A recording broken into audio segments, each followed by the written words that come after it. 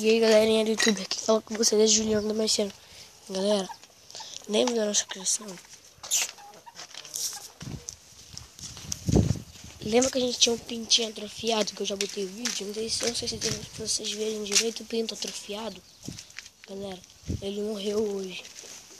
Vou pegar pra mostrar pra vocês, ó.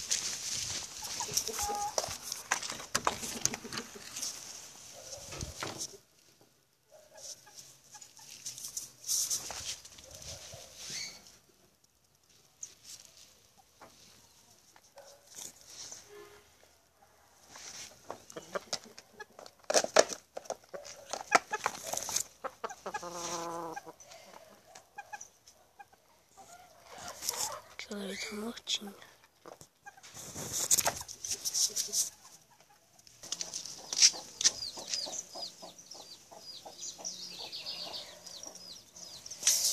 Então, galera, eu enterrei ele aqui, ó. Eu enterrei o pintinho aqui, ó, o guerreiro, ó. Que esse negocinho aqui. Ali tá, acabei de fazer um ninho lá. Se alguma galinha botar ali vai ser melhor. E eu vou fazer outra ali em cima. Porque eu sei que as galinhas gostam de ficar em cima, né? Mas aqui, ó, uma galinha colocou ainda.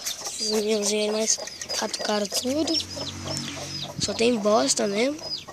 Só isso, pelo menos um ovinho dentro da bosta. Essa galinha que tá muito brava com os filhotes dela. Já germinou já.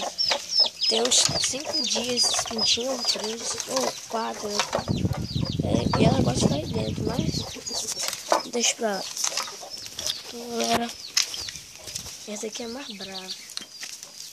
Essa aqui é a marronzinha. Cadê essa? Essa aqui é a cega. Ó, a cega que é mais fácil de pegar. Tem a preta, que é prata. Aí, vê. A preta fica um bom, né? Eu vou pegar a preta, que é um bom. Peguei a preta fora do bom, que mais fácil, né?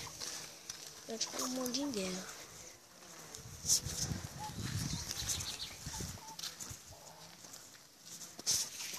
Aí, esse galo aqui, ele corre que nem um cavalo. Ele corre que nem um cavalo. Eu ainda não consegui pegar ele, mas eu vou conseguir pegar. Peraí, quase que eu pego essas. Quero pegar essas duas. Convida pra vocês. Ah, mano, resolve onde eles foram. Tipo, deixa. Olha a galinha ou o galo.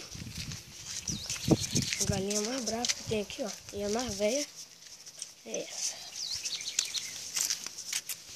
Então, galera, o vídeo fica por aqui. Valeu!